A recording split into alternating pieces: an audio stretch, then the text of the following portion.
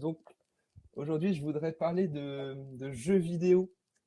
On remarque rien que dans les visuels de l'association Team Ludens, beaucoup de références à l'univers du jeu vidéo. On le voit sur les invitations et j'aime bien ce petit cadre inspiré par la Switch et les petites icônes qui viennent de l'univers de Super Mario. Mais on parle pas souvent de véritables jeux vidéo. Il me semble que le jeu vidéo en ce moment commence à devenir une espèce de modèle de pensée dont on s'inspire pour construire des cours. Ça me paraît très intéressant. Mais ce que je voudrais proposer aujourd'hui, c'est bah, plutôt de construire un cours pour apprendre un jeu vidéo. Et le jeu vidéo n'est pas un prétexte ou un décor. Le jeu vidéo serait vraiment le cœur d'un cours. Alors, je dis pas de faire ça sur toute l'année, mais dans certains chapitres qui s'y prêtent, hein, qui sont construits spécifiquement autour de ces supports, et ben d'essayer voilà, de faire en classe, partager l'expérience d'un jeu. J'ai prévu 3 parties. Après, je sais que c'est un atelier, donc ce serait bien aussi qu'on puisse tester. Mais je ne sais pas s'il y en a certains qui sont à deux, parce que c'est un jeu, vraiment, comme c'est la coopération, hein, il faut être plusieurs, mais il faut être plusieurs au même endroit. Moi, je pense qu'il y a moyen de tester avec Mathilde. Vous êtes à deux au même endroit. Alors, au même endroit, non. Il faut vraiment partager le même clavier. Ah, d'accord. Mais c'est pas grave, j'embêterai mon mari alors. Comment? Je dis, j'embêterai mon mari. Ah bah oui, s'il est pas loin, bah oui, ça pourrait être bien. Et puis, alors j'ai l'impression que l'outil est pas très réactif, mais on pourra quand même peut-être essayer de partager l'écran. Ouais. Euh, je voulais aussi rajouter une petite chose sur League of Legends, qui est une source d'inspiration. Je parlais un peu de ce jeu qui est très très riche. Donc j'ai toute l'heure où il faut que j'arrête parce qu'il y a quelqu'un d'autre qui va parler après. C'est ton endroit de visio, donc Parce Titanic. qu'il y a quelqu'un d'autre qui va parler de l'iPad. C'est pas au même endroit. C'est en parallèle et c'est pas au même endroit. Ah, d'accord. Bon, bah, c'est bon alors. On a le temps. Oui. Ok. Donc, plusieurs parties. Le but, c'est de parler du jeu Athéna et Poséidon comme un exemple de ce qu'on peut faire, de ce que moi je fais, mais on peut imaginer de le faire avec d'autres supports. Et on va partir d'éléments plus généraux au début pour parler du contexte et approfondir la question de la coopération au milieu de la présentation. Donc le contexte, quelques éléments. On peut dire que pour l'instant, la pratique du jeu vidéo en classe n'est pas totalement légitime.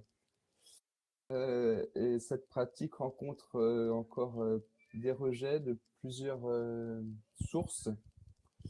Et en parallèle à ces rejets, il y a beaucoup de gens qui expérimentent des choses dans leur coin, mais il n'y a pas encore vraiment il n'y a pas le jeu vidéo n'est pas présent dans un programme officiel, comme les autres œuvres d'art sont présentes, hein, comme je pense, moi je suis professeur de français aussi, donc on a le théâtre, là, il y a la poésie, il y a la musique, alors tout ça a vraiment fait l'objet de vrais programmes et le jeu vidéo est encore à l'écart.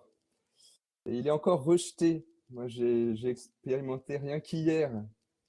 Moi, je suis engagé dans un projet d'e-sport et quand j'en parle à certains collègues, ils sont effarés par l'e-sport, de mettre les manettes dans les mains des enfants, de les coller devant des écrans et de les rendre complètement abrutis.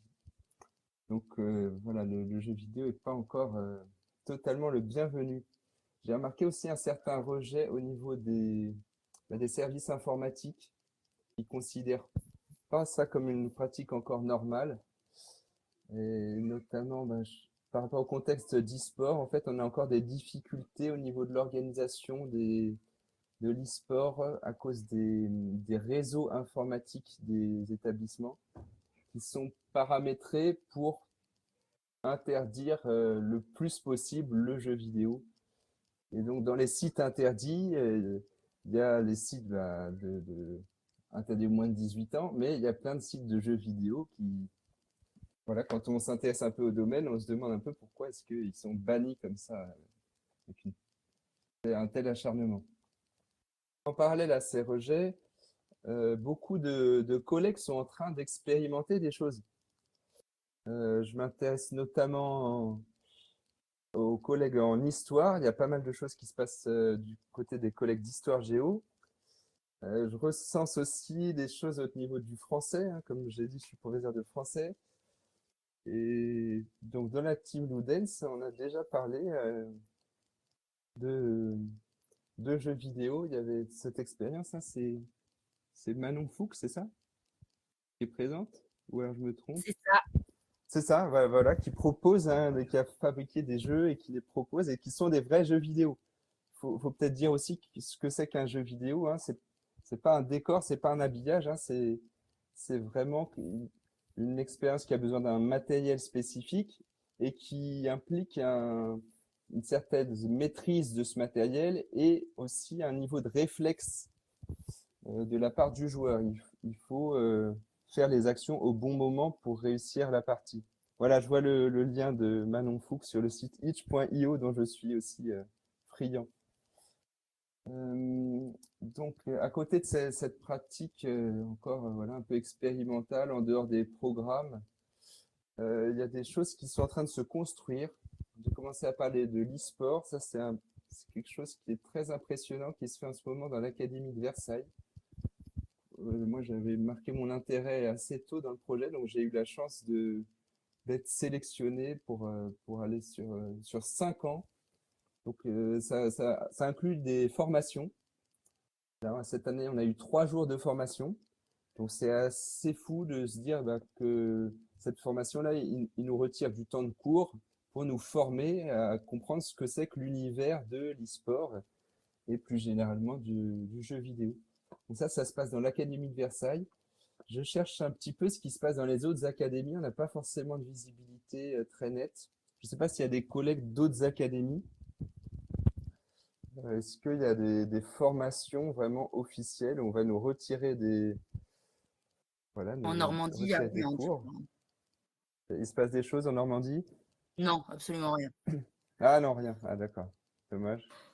Mais tu as participé à celle de Euh, l'Académie de Versailles ou pas du tout? Oui, oui, moi je suis dans l'Académie de Versailles. Donc on a sur 3 ans, sur 5 ans, des jours de formation et 2 sorties qui sont organisées par des intervenants extérieurs. Donc j'ai mis le site, si vous voulez regarder. Je ne sais pas s'il y en a qui sont au courant de ce projet. En tout cas, je le trouve très motivant. Est-ce que je partage la bonne fenêtre? Mon ordinateur, comme je l'ai dit tout à l'heure, il n'est Non, tu pas très toujours réactif. ton diapo. Est-ce que je peux le mettre dans le chat? Ouais, Peut-être attends, je te le mets le lien de notre site. chat. Hop, Voilà. Ah, merci beaucoup.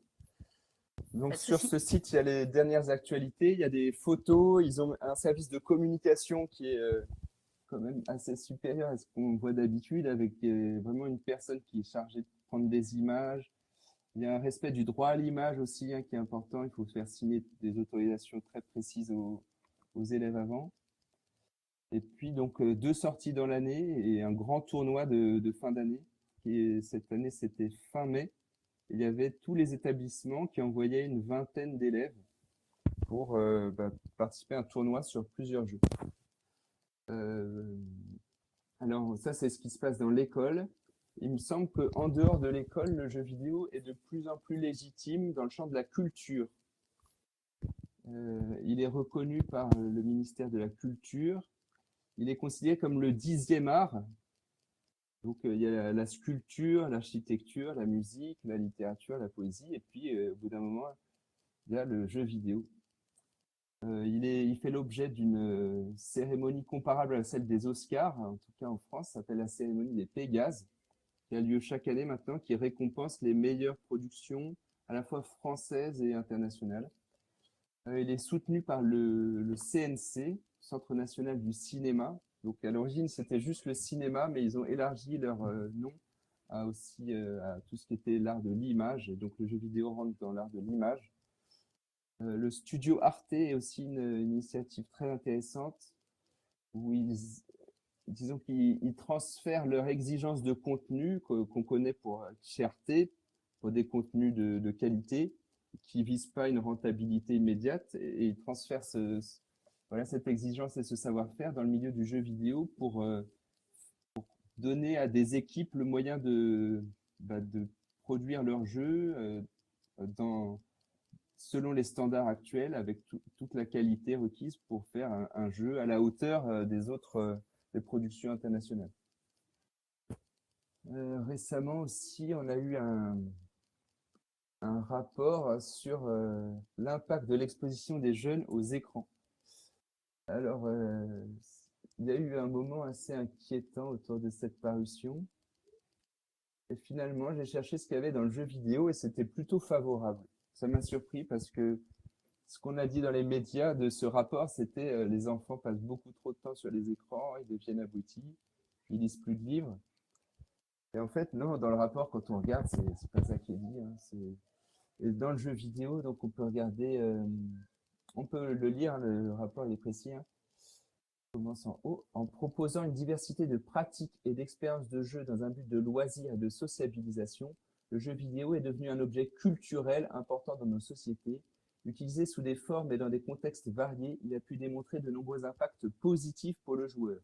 Parmi eux, développement des compétences visuo-spatiales pour les jeux de tir à la première personne, entraînement des capacités de résolution de problèmes pour les jeux de rôle, et plus globalement, lutte contre l'anxiété, amélioration de la confiance en soi ou encore renforcement de la créativité grâce à sa pratique. Donc on sent quelqu'un qui connaît son sujet. Quand il écrit ça, il est capable de rentrer dans les classifications de jeux, dans les compétences développées en fonction des catégories de jeux. Ensuite, c'est un peu plus statistique. Actuellement en France, 72% de la population générale et 93% des enfants de 10 à 17 ans déclarent jouer au moins occasionnellement aux jeux vidéo. Cette pratique représente 19% du temps d'écran des 4-10 ans et 31% des 14-18 ans. Étude celle à venir. Face à cette généralisation des pratiques et à la large diversification de l'offre, se pose de manière plus prégnante la question de sa régulation, notamment pour les jeunes, dont certains développent des comportements de jeu dits problématiques, pouvant aller jusqu'à l'addiction. Donc le but du rapport était aussi de proposer des lois pour réguler certains problèmes. Ils se sont penchés notamment sur la question des microtransactions qui n'étaient pas toujours transparentes et dans lesquelles les enfants se font parfois attraper, voire arnaquer. Le paragraphe que j'ai mis ensuite nous parle de la place éventuelle du jeu vidéo à l'école. C'est vraiment un paragraphe assez visionnaire. Je vais le lire. Cette approche renforcée et adaptée de la régulation ne saurait faire l'impasse sur les besoins d'accompagnement des jeunes et des familles dans l'univers des jeux vidéo. Donc je vais dire un besoin d'accompagnement des jeunes et des familles. Ce n'est pas les jeunes qui sont moteurs. En fait, les jeunes, ils ne sont pas forcément toujours très à l'aise dans tous les supports. Et il y a un besoin d'accompagnement qui viendrait de l'extérieur, peut-être de l'école. La Commission recommande ainsi d'accroître les lieux physiques où les jeunes pourraient être accueillis pour jouer ensemble et sous la supervision d'un adulte à même de faire de la prévention. Elle appuie également l'intégration de l'éducation aux jeux vidéo à l'école, comme dans les lieux de médiation culturelle, et d'informer plus largement sur la connaissance des contenus et écosystèmes. Elle recommande en outre un effort supplémentaire en termes d'information et d'accompagnement des familles, la compréhension des jeux des enfants et le dialogue qui s'en nourrit étant très important pour ces derniers. Donc je le trouve assez impressionnant ce texte qui montre une vraie connaissance du domaine et une vraie ouverture, hein. On n'est pas là en train d'interdire, de limiter, de dire il faut jouer 10 minutes et après il faut sortir pendant une demi-heure, courir comme un fou parce que c'est très choquant d'être 10 minutes devant un écran. On est vraiment dans l'accompagnement, la compréhension, l'éducation à quelque chose qui peut apporter du positif. Je vois une question là de Lucie. Toi, de ton côté, tu fais de l'accompagnement des familles sur le jeu vidéo, comment? Alors, dans le projet e-sport, il y a une réunion qui est prévue pour les parents. On l'a organisé, donc il fallait donner un jour et puis prévenir les parents. Et les parents qui se posaient des questions ou dont les enfants participent aux ateliers étaient invités. Donc ils ont eu une présentation avec plusieurs intervenants, des gens de l'académie et puis l'équipe extérieure avec lesquelles le projet fonctionne. L'équipe qui s'appelle Arma Team, qui est anciennement une équipe de joueurs professionnels. Et moi, j'ai déjà évoqué ce que je faisais en classe par des autorisations, parce que de temps en temps, je demande des droits à l'image à mes élèves. Donc là, j'explique aux parents ce que je fais. Je crois que c'est essentiellement dans ce cadre-là. Je fais donc des petits papiers de temps en temps pour dire ce qu'on fait en classe et si les parents sont d'accord pour que de temps en temps, je prenne une photo, quelque chose comme ça. Ah oui, le nombre de parents à la réunion, nous on était sur, je crois qu'on a eu 12 familles. Après, c'est le soir. Je suis pas dans un établissement très favorisé où les parents sont très sur le dos des parents. Les enfants sont assez libres, peut-être un peu trop parfois. On a quand même eu 12 familles. Je crois que c'était dans la moyenne de ce qu'ils avaient organisé aussi ailleurs. Je peux passer donc sur les éléments de contexte un petit peu comme ça du jeu vidéo à l'école pour passer sur la question de la coopération. Qu'est-ce que c'est que la coopération dans un jeu vidéo? Donc j'ai essayé de définir une typologie des jeux coopératifs avec trois éléments à prendre en compte. Et bon, je propose ça comme nom, mais ça pourrait évoluer. Je ne suis pas encore totalement convaincu. J'ai appelé ça, il y aurait la coopération optionnelle, la coopération spatiale et la coopération spécialisée. Donc par coopération optionnelle, j'entends des jeux qui proposent une expérience pour un joueur solitaire, mais qui ont ouvert une possibilité à d'autres joueurs de rejoindre la partie du premier joueur. Et ensemble, ils peuvent accomplir les mêmes missions. Cette coopération sert notamment à aller plus vite dans la réalisation de certains objectifs, parce que à deux, donc on a plus de capacité, on a plus de pouvoir, on peut infliger plus de dégâts, on peut faire voilà, c'est notamment pour vaincre des boss qui seraient difficiles. À deux, on pourrait se mettre pour vaincre le même boss. Deux personnages qui ont les mêmes pouvoirs auraient fini le même boss plus vite. Je pensais notamment à Assassin's Creed qui proposait des missions comme ça. Far Cry, j'avais eu cette expérience aussi. Et, et Trine, qui est un jeu, voilà, bon, il y avait un jeu de rôle un petit peu en même temps. Mais l'idée, c'est qu'à deux, on pouvait réussir plus vite et c'était plus drôle. Mais c'est pas obligatoire. Alors, la coopération spatiale, elle est obligatoire, c'est-à-dire qu'il faut forcément être deux pour jouer. Et il y a certains jeux qui se sont développés où vraiment le centre, c'est qu'il faut être deux. Donc, je pense à Brothers, The Tale of Two Sons. Il me semble qu'on peut alterner entre les deux personnages tout seul, mais qu'on peut tout à fait contrôler deux en même temps, si on est deux. Et surtout, It Takes Two, qui a eu un grand succès et qui est là, il n'y a même pas de possibilité de jouer tout seul. Il faut jouer à deux. Et pourquoi j'ai appelé ça coopération spatiale? C'est parce que les deux personnages doivent être à des endroits différents et précis pour réussir certaines énigmes. Je pense à une mécanique toute simple qui est celle d'une porte. Et pour ouvrir la porte, il faut être deux. Il y a par exemple deux leviers qu'il faut actionner en même temps. Et si on actionne un levier et qu'on essaie d'actionner le deuxième en y allant, et ben on n'a pas le temps, la porte se referme avant. Donc il faut vraiment être deux pour réussir à ouvrir la porte. Je vois, il y a des Keep Talking, Nobody Explodes, qui est coopératif. Je ne connais pas ce titre. Ah oui, qu'est-ce qu'il y a d'autre? Ah oui, je pensais à World of Warcraft, tout à fait. Oui, World of Warcraft. Alors, j'ai pas d'expérience de ce jeu, hein, j'ai juste entendu parler. Il me semble aussi que c'est plus drôle et plus rapide si on est deux pour vaincre un monstre. Pas loin seul dans World of Warcraft. Ah, je vois qu'il y a des spécialistes, c'est chouette. La dernière catégorie que j'ai essayé de définir, c'est la coopération spécialisée. Ça veut dire qu'elle repose sur des spécialités. Donc, il faut choisir son personnage et chaque personnage a une spécialité. Et, la spécialité de chacun est utile soit à deux, soit à plus. Et j'ai mis deux exemples là de jeux où il faut jouer à 5. Donc à 5, il y a des rôles précis à suivre. Voilà, donc trois types optionnels, c'est-à-dire pas obligatoire, mais c'est plus drôle et plus rapide. Spatial, obligatoire et il faut être à deux endroits différents, mais on peut être la même sorte de héros. Et spécialisé, il faut choisir un personnage qui a des compétences spécifiques et se mettre d'accord pour se répartir les rôles pour réussir les objectifs. Alors, je vais passer à League of Legends.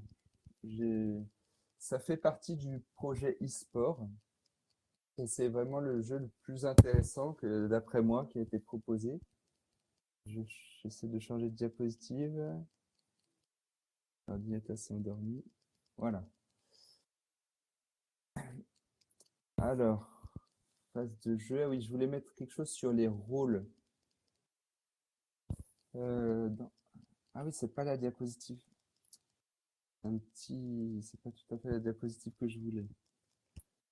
Encore dans le brouillon. Chez l'autre.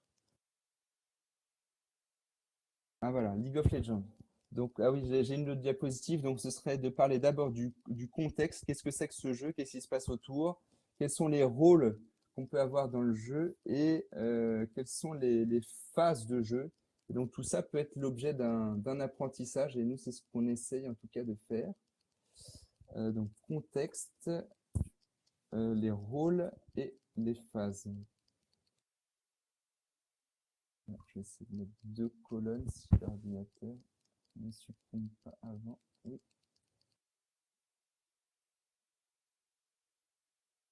Il réfléchit.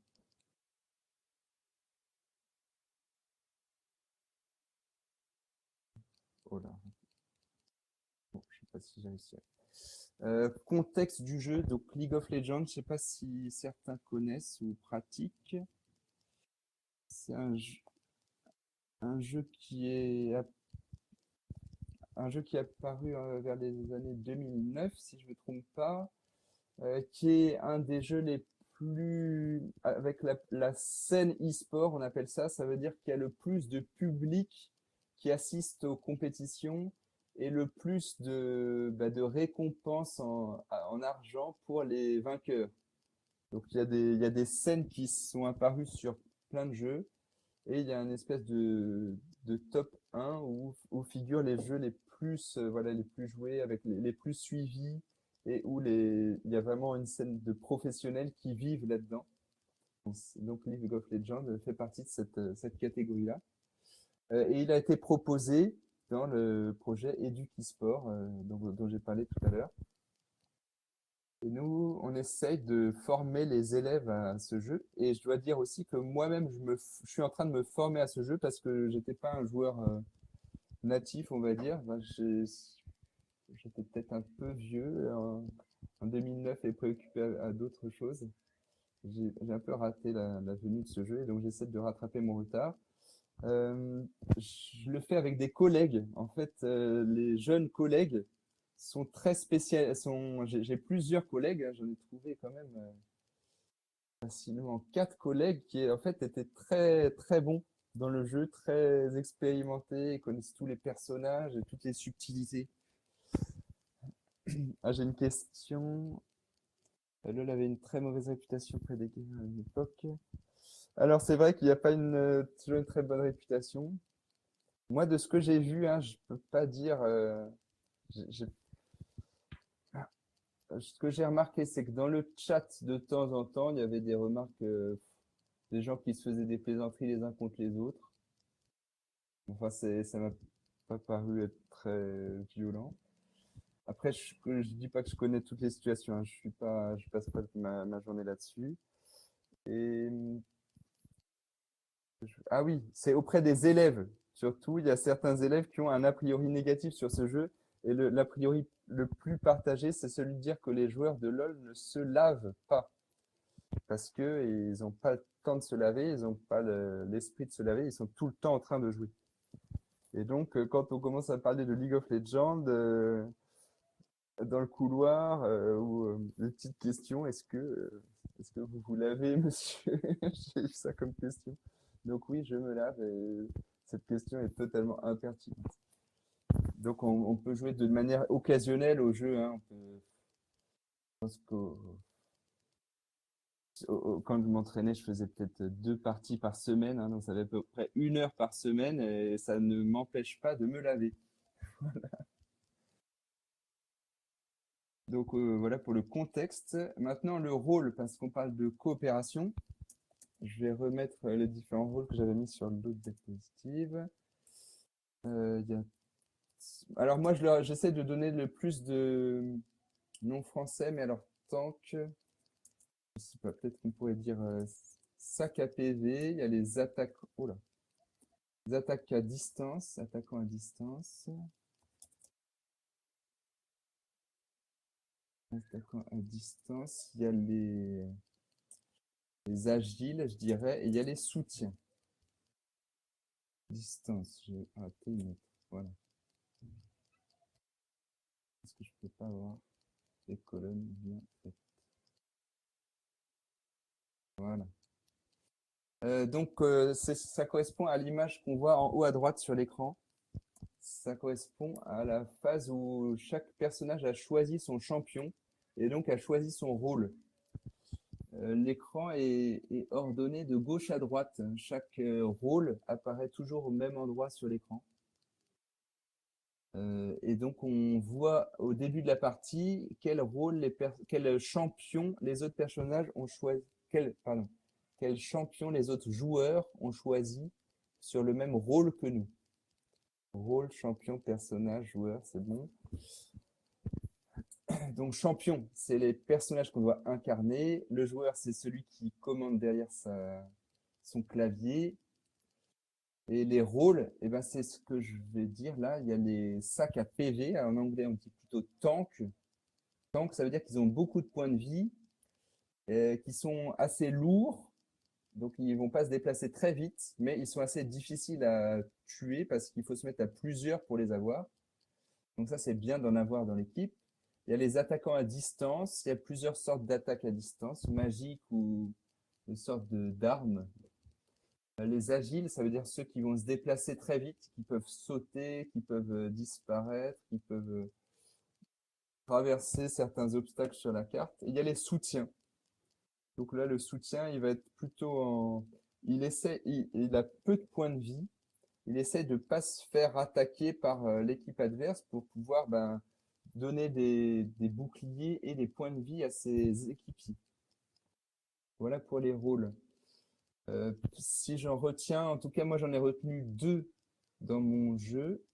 C'était celui de l'attaquant et celui du soutien. Il me semble que c'est voilà, le plus logique, le plus simple. Si on doit réduire ses rôles à 2, il y a celui qui va attaquer, qui va faire mal et qui sera éventuellement un petit peu fragile au niveau des points de vie.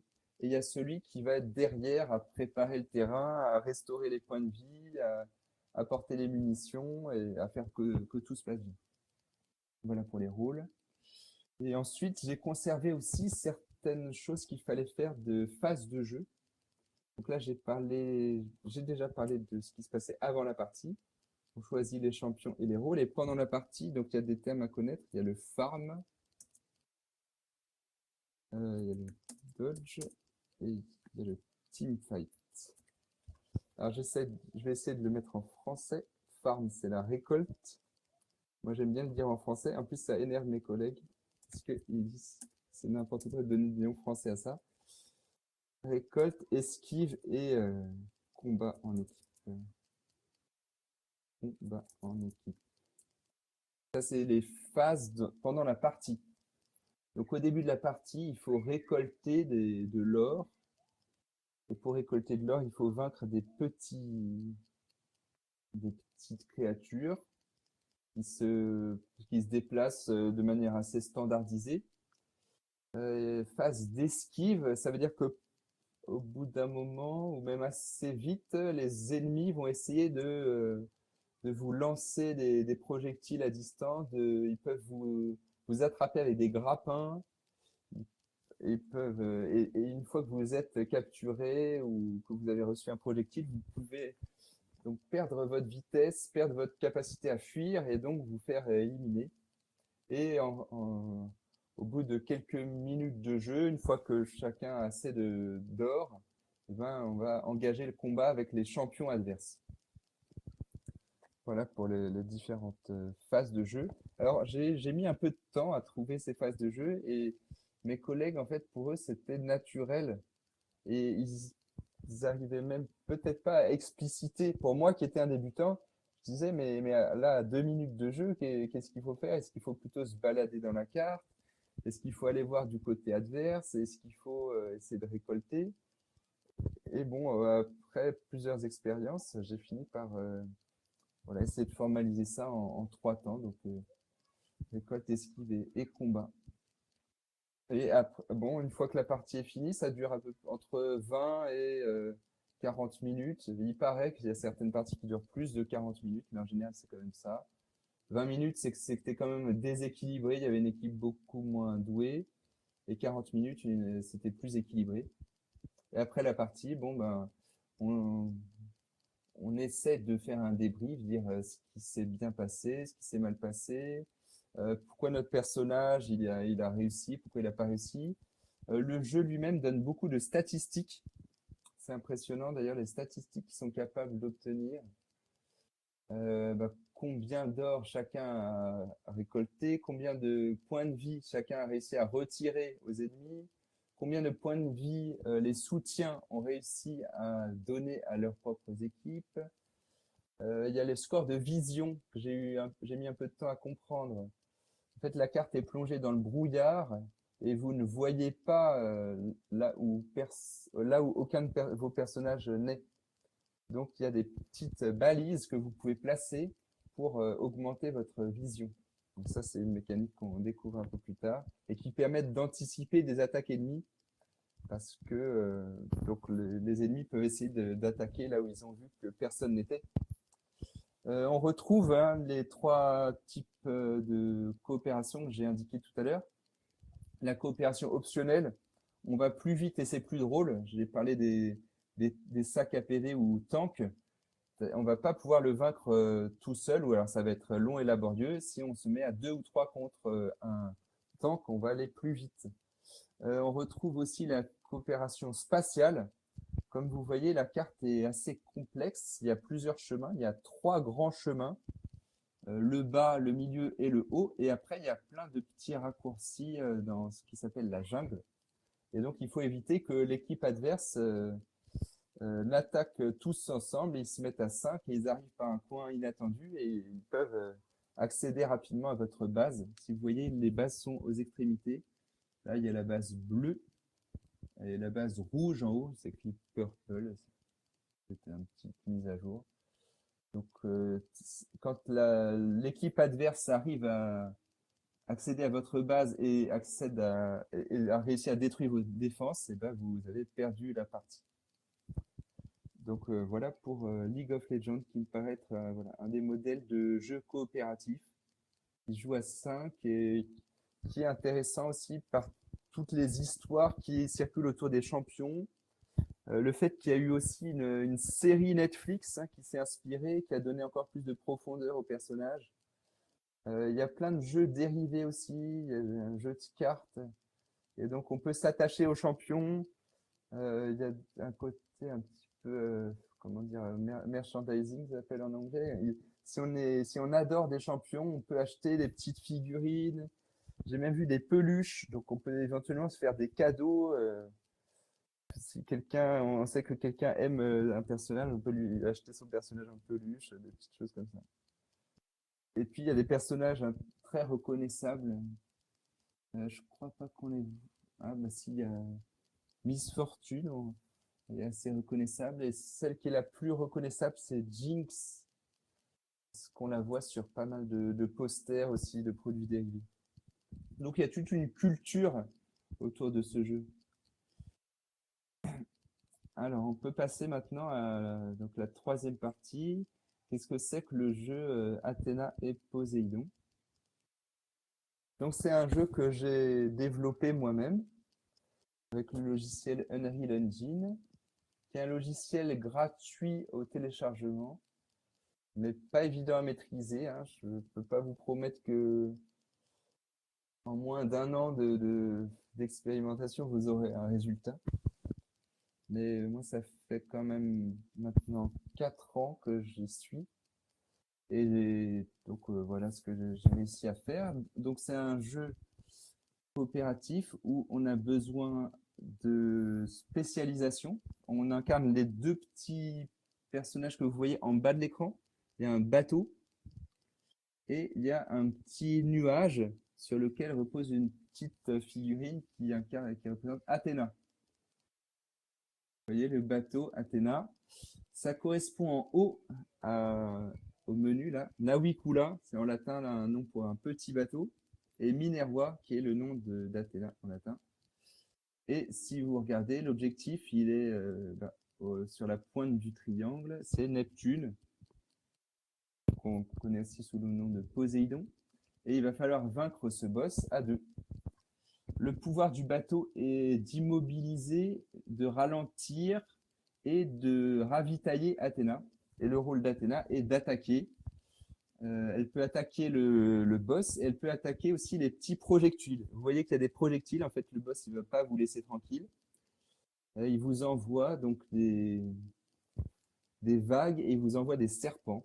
Parce que donc, Poséidon est le dieu de la mer et le dieu des tremblements de terre et de tous les créatures souterraines effrayantes comme les serpents. Et Athéna, elle envoie des chouettes qui est l'animal emblématique d'Athéna. Le bateau envoie de l'huile d'olive. Voilà, donc on se ravitaille en bas avec les petites boules vertes que vous voyez, qui représentent à la fois des olives et des chouettes. Et à partir de ça, on va pouvoir ralentir les projectiles, détruire les projectiles et construire une action commune pour aller attaquer le boss sans mourir avant. Est-ce qu'il y en a qui veulent essayer maintenant ou est-ce que je continue? Ah bah oui, hein. Oui, je vous... Enfin, parce que je ne joue pas. Je vous... Il faudrait que je... Ah oui, je peux copier le lien dans le chat. Je vous laisse essayer une fois et puis après on reprend ensemble. Le lien dans le chat, voilà. Donc Ichio, qui a ton aubergiste, mon pseudo, et s'appelle Athena Poseidon Multiplayer Game. Tu l'as créé avec quel logiciel? Donc j'ai dit tout à l'heure, ça s'appelle Unreal Engine. C'est un logiciel qui a servi dans It Takes Two. C'est le logiciel qui est derrière It Takes Two. Tu peux Derrière mettre pas le mal nom dans de... le chat? Le nom du logiciel, Ouais.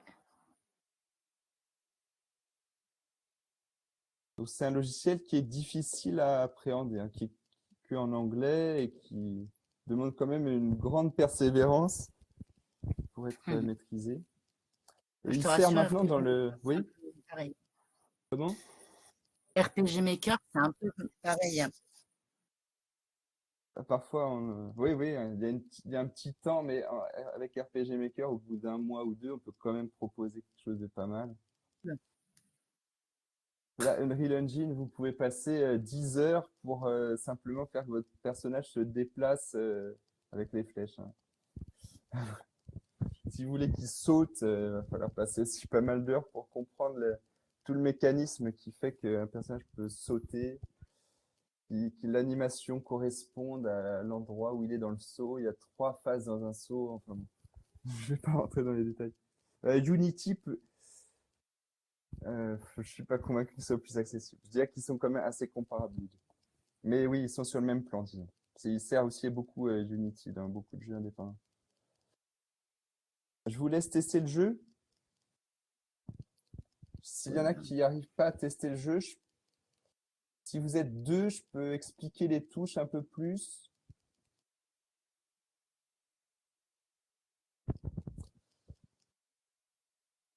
Moi, je peux essayer de faire une partie aussi en partageant le bon écran. Mais j'arrive pas à le toucher. Donc, il y a un temps d'apprentissage, hein. On ne peut pas réussir Oui, je vois ça. tout de suite. Je vais essayer de partager la bonne fenêtre. Voilà. Bon, intérêt en classe, hein, c'est que c'est un jeu de navigateur sans installation et sans inscription. Donc, on reste dans le cadre du RGPD. Le site ne récolte pas d'informations personnelles sur vous. On ne vous demande pas votre email, votre date de naissance, votre nom. Et on ne demande pas non plus d'installer, hein. On sait que les réseaux informatiques sont assez bloqués. On ne peut pas installer librement ce qu'on veut. Donc là, il n'y a pas besoin d'installer. Il faut juste télécharger le jeu sur le navigateur. C'est même pas un téléchargement local. Une fois que la partie est finie, tout disparaît. Donc là, avec un ordinateur poussif qui a une dizaine d'années, vous voyez, en 1 minute, j'ai accédé au jeu. Vous voyez. Ah oui, ça apparaît, voilà. J'entends un petit bruit de clavier. J'essaye Donc, pour l'instant. on peut y arriver tout seul, mais c'est difficile. Le mieux, c'est à deux. Alors, les touches, peut-être rappeler les touches. Je montre, là, j'ai une capture, j'ai fait une photo de main. Donc, le joueur qui est à gauche, il doit mettre ses mains sur les touches Z, Q, S, D. Il faut mettre le majeur sur le Z, Z, Q, S, D. C'est les touches qui sont employées en général sur les jeux d'action sur PC. Ouais. ZQSD et il tire avec espace. Ça, c'est pour le joueur qui est à gauche du clavier. Et le joueur à droite du clavier, il utilise les flèches directionnelles au bas gauche-droite et il tire avec entrée. Ah, les bateaux. D'accord. Morse. Ok. Alors, si on perd, il faut relancer le jeu parce que sinon, il y a 3 personnages qui apparaissent. Il y a encore un bug à ce niveau-là. Il faut faire F5 sur le navigateur. Bon, je vais tenter une partie. Donc, vous voyez aussi un petit curseur en bas pour choisir la langue.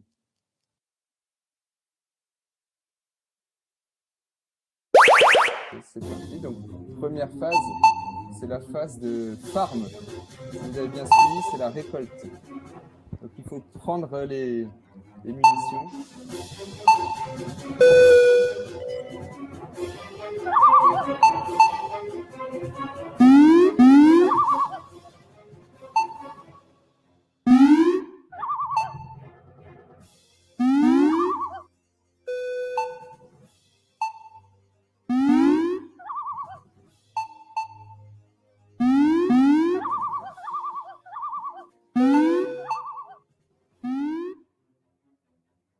Une fois qu'on est à peu près à une quinzaine, une vingtaine de munitions, on va pouvoir passer à la phase d'après.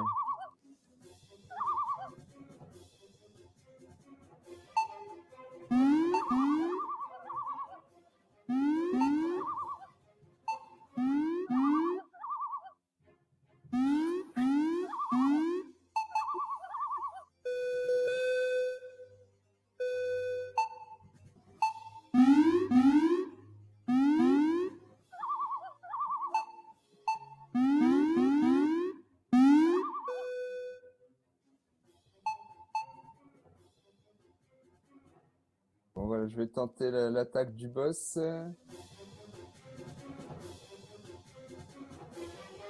sais pas si vous voyez ce qui se passe à l'écran. Donc le bateau, il immobilise. Et Athéna, elle attaque. Enfin, il ralentit, hein, plus précisément, il ralentit. Et il peut ravitailler.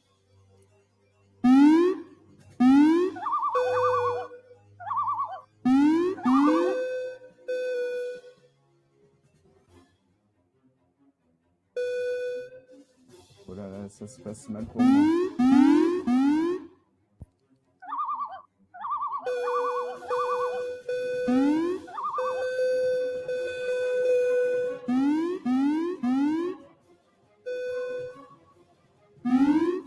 J'ai plus de lycée. Faut que je vérifie.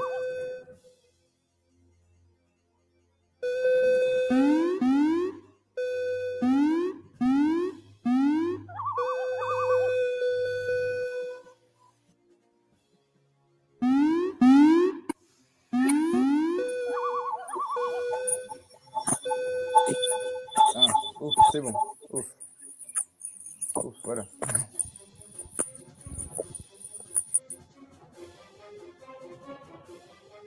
Je vais peut-être couper le son. Ils sont super forts dans mon casque là. Je sais pas où vous en êtes de votre côté. Moi, j'ai abandonné parce que tout seul, c'est chaud patate. J'ai pas compris. Je dis, moi, j'ai abandonné parce que seul, c'est chaud patate quand on connaît Ah pas ouais, trop le ouais, truc. ouais, c'est difficile. Mais seul on peut, hein, on voit la caméra là. Démarrer le partage. Ah voilà. Bah, vous avez deux mains quand même. Mm. Et, et là, il faut être un pianiste ou quelque chose, mais vous pouvez mettre les flèches sous la main droite et ZQSD sous la main gauche. Ouais. Pas au centre. Et tirer avec chaque doigt. Et voilà, là, il faut vraiment être coordonné. Et du coup, Mais bon, il le y a une mieux, c'est à petite deux. Le vidéo mieux, YouTube, c'est c'est ça vraiment comment? Je dis, tu as fait une petite vidéo YouTube, c'est ça qui Ouais, ouais, ouais. explique un Après, il y peu. a un petit. Ouais, ouais, Ok. ouais. Bah, en fait, la vidéo, je l'utilise en début de chapitre pour présenter les personnages et présenter le vocabulaire parce qu'on peut mettre les sous-titres. Donc, il y a des petits mots de texte qui apparaissent, faire observer et puis essayer de faire comprendre aussi les enjeux. Bah, qui doit faire quoi et quel est l'ennemi, quel est le rôle du bateau, et puis comment se passe la rencontre entre les projectiles des uns et des autres. Voilà, je vais remettre le diaporama.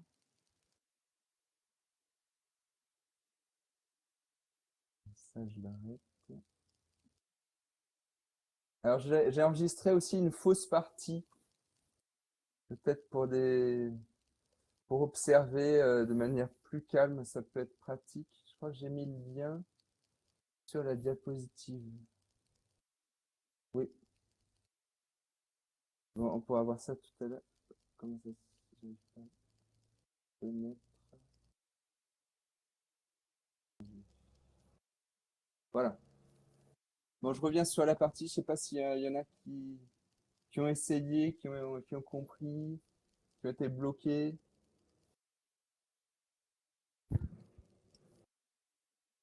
En fait, en général, en classe, je les laisse libres au début. Je leur dis essayez. Ponctuellement, je peux aller voir les uns et les autres pour leur expliquer un peu les boutons. Et puis, au bout de quelques minutes, de deux, trois parties, on fait un retour collectif. Et c'est possible qu'il y en ait quelques-uns qui aient déjà réussi à comprendre toutes les mécaniques. Mais c'est là le moment où le prof reprend voilà, son rôle de celui qui sait, qui partage ses connaissances. Et ensuite, pour que les élèves puissent comprendre mieux les différentes actions, les objectifs, le menu, il faut bien observer parce que chacun doit quand même faire attention à sa vie. Vous avez vu qu'il y a deux joueurs, hein, chacun a ses vies. Il faut, donc si un seul meurt, les deux ont perdu. On ne peut pas gagner tout seul.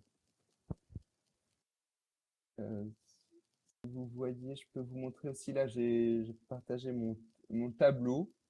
Qu'est-ce que je montre au tableau? Bah, j'ai projeté la capture là pour les personnages, les menus. À droite en haut, j'ai expliqué comment il fallait faire pour lancer le jeu, quelles étaient les différentes commandes, donc run, game, full screen, parce que sinon on se retrouve avec un petit écran, donc on met en plein écran, et F5 quand on a fini pour relancer. Et en dessous de ça, j'avais mis un tableau des scores, donc j'avais mis l'initiale de chacun, le score qu'ils avaient fait, et puis petit à petit, organiser une petite émulation pour voir qui étaient les meilleurs, qui arrive en premier, à quel score éventuellement, battre le score. Alors le score là en ce moment il est à 147 000, le record. C'est deux élèves qui ont fait ça cette semaine. Voilà, vous avez vu tout à l'heure, j'ai fait 110 000 il me semble, donc je suis en dessous d'eux. Je suis en dessous d'eux. Après, bon, après, je voudrais qu'on parle de la coopération à la fin, pas qu'on oublie. J'ai pas répondu à toutes les questions. Un tuto. euh, donc, il y a pas de tuto intégré. Il n'y a pas de tuto intégré au jeu. Parce que ben, pour que ça fonctionne comme ça sur navigateur avec un chargement assez court, on ne peut pas faire un jeu très lourd. Il faut qu'il fasse en fait, il y a plusieurs limites. Disons qu'il faut que le total fasse moins d'1 giga et il faut que le fichier principal fasse moins de 200 gigas, 200 mégas.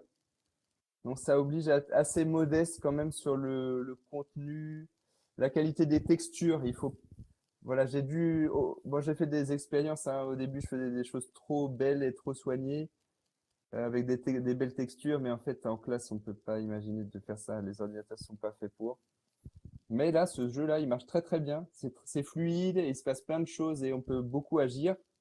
Mais au niveau graphique, si on est très pointilleux et qu'on regarde de très près les objets, c'est des couleurs uniques, il n'y a pas vraiment de texture.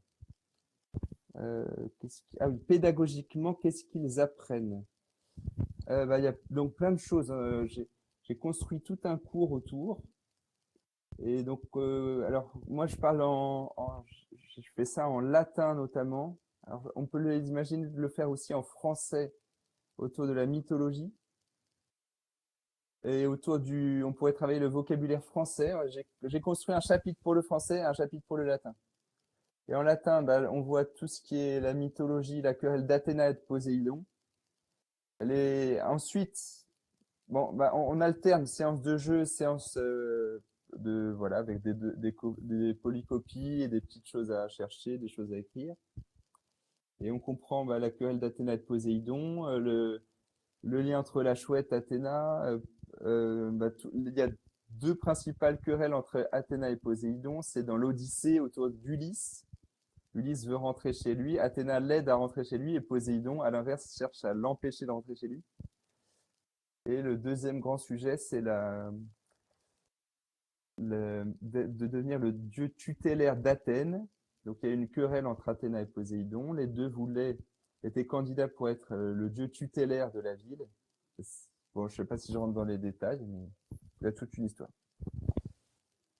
Là, vous voyez quelques photos d'élèves. C'est intéressant d'observer ces documents-là parce que vous voyez qu'il y a des filles qui jouent et qui s'en sortent bien. Il y a de temps en temps un groupe mixte. Je suis au collège, alors la mixité, c'est pas évident qu'ils jouent ensemble, mais cette semaine, j'en ai eu. Et j'en avais eu aussi, j'avais fait un précédent test en février. Vous voyez qu'il y a alors vous pouvez pas savoir de dos, mais il y a certains élèves qui sont très doués à l'école, qui ont des bonnes moyennes, disons, et des élèves qui ont des moyennes beaucoup plus basses et qui jouent ensemble. Et ils peuvent être meilleurs. En fait, c'est pas les résultats scolaires qui font qu'ils seront bons ou mauvais, hein. Les cartes sont rebattues et c'est étonnant. Bah, je pense à ce petit groupe là qui est en bas à gauche. On a un peu pour caricaturer un peu le premier et le dernier de la classe, et ensemble, eh ben, ils ont fait un très joli score. Et c'est bah, ce jour-là, le dernier, c'est qui n'est pas mauvais en tout et que bah, voilà, il a des forces qu'il faut qu'il apprenne à connaître et à valoriser. Qu'est-ce que j'ai mis en dessous? J'ai essayé d'observer un petit peu ce qui se disait, hein. Je parlais de coopération, donc les élèves, ils doivent. Là, il y a une coopération évidente, c'est celle des élèves par deux. Ils se mettent par deux, ils se choisissent, ils doivent choisir le rôle. Est-ce qu'ils font le bateau, Athéna? Est-ce qu'ils font ZQSD ou les flèches? Et puis, discuter entre eux pour dire bah, qu'est-ce qu'ils font, à quel moment.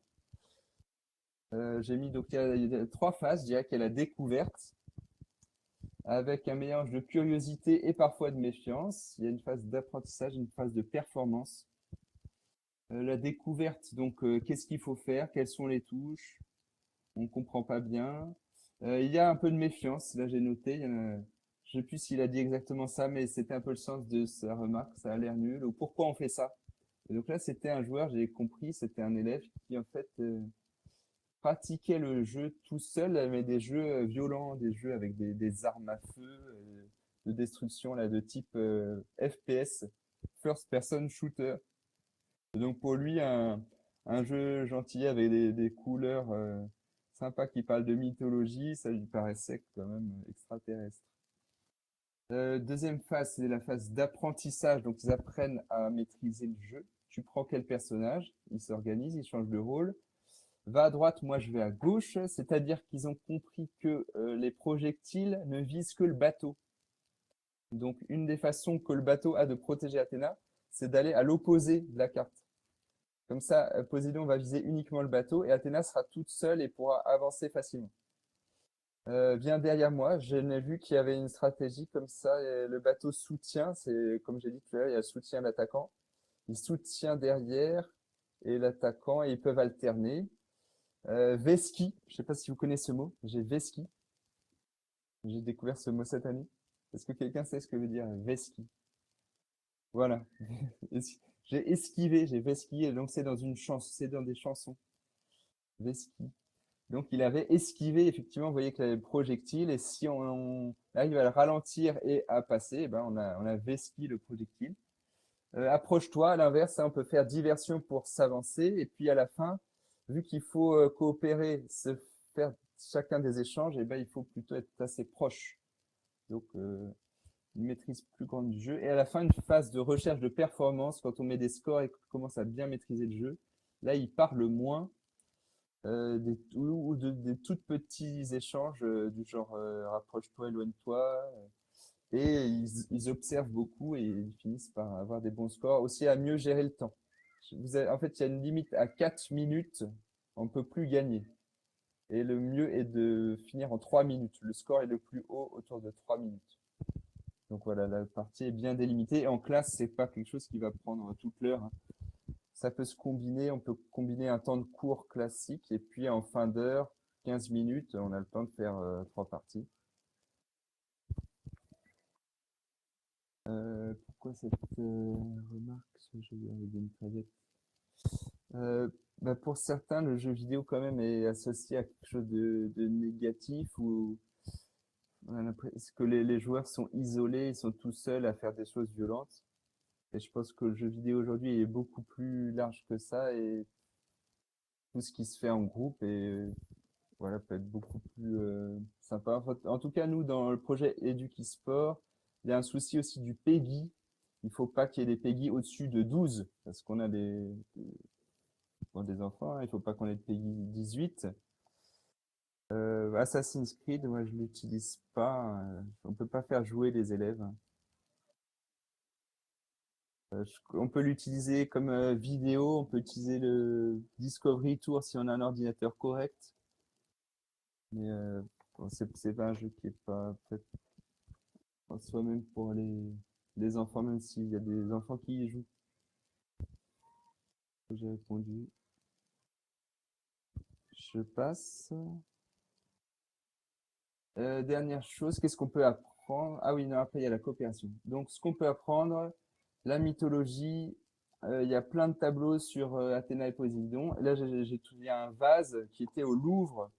J'avais fait une sortie au Louvre cette année. Ben, on a trouvé le vase avec Athéna et Poséidon. Et ce vase, je l'adore parce que si vous, donc vous reconnaissez là, il y a Athéna côté gauche et Poséidon à droite avec son trident. On reconnaît le casque, on connaît la petite tête de Méduse. J'avais fait une séance sur Méduse.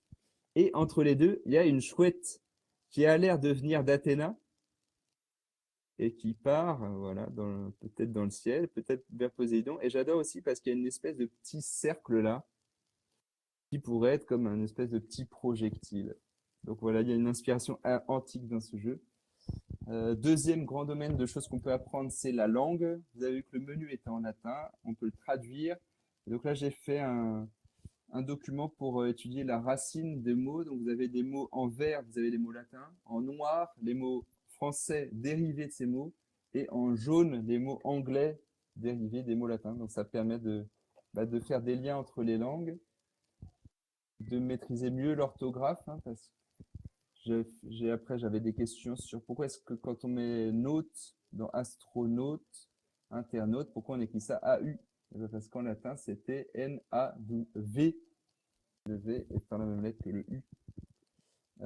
Et en latin, bah, j'avais demandé une rédaction en latin pour faire parler les deux personnages. Parce qu'ils se parlaient en français. J'ai dit, tiens, on pourrait essayer de le faire en latin. Alors, c'était trop dur de manière spontanée. Mais je leur ai demandé d'écrire ça. Donc, trouver les petits verbes, les impératifs.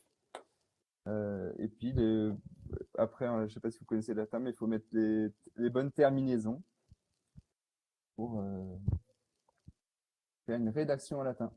Et conclure sur la coopération, parce que c'était le sujet. Donc les élèves doivent coopérer à deux, se choisir et choisir un rôle. Si l'un perd, les deux échouent. Et si les deux s'entraident, et ils vont réussir. Et il y a une coopération qui se fait aussi dans la classe. C'est-à-dire qu'on peut faire ça en salle informatique où chacun va être dans son coin, mais on peut aussi faire ça avec un seul ordinateur pour tout le monde, avec un roulement, une inscription en avance sur les critères que vous définissez.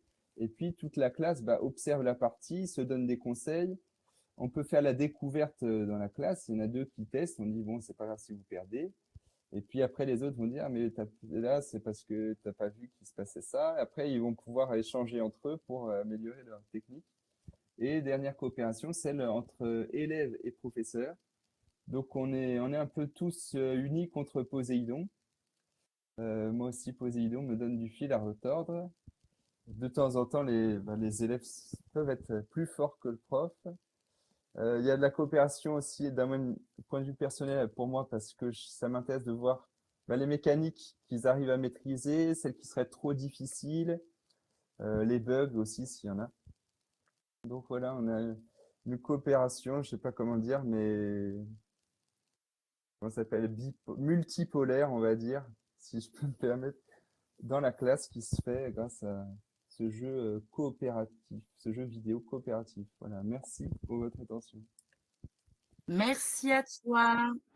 Le replay sera mis, je ne sais pas quand est-ce que Charlie fera ça, mais tu seras mis au courant. Merci en tout Ok, cas. merci. Ouais, j'ai vu une remarque, le Discovery Tour est jouable par les élèves. Je sais pas si c'est quelqu'un qui a essayé de faire. Assassin's Creed, je crois.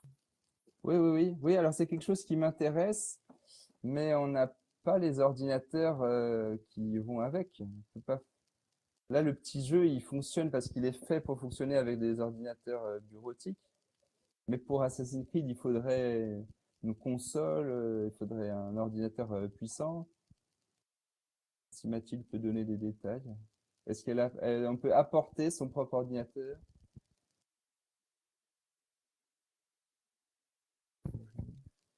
On y joue au collège, pas de Discovery. Il demande moins de puissance. Ah d'accord, donc le Discovery Tour fonctionne sur un PC bureautique? Non, pas le Discovery. Moi, c'est ça, c'est ce qu'elle Peut-être semble dire. Mathilde peut prendre la parole? Non, elle n'a pas son micro. Non? Moi, c'est quelque chose que j'aimerais bien faire un jour. Pour l'instant, oui, oui, je sais que c'est adapté aux élèves. Mais je ne sais pas si ça tournerait vraiment.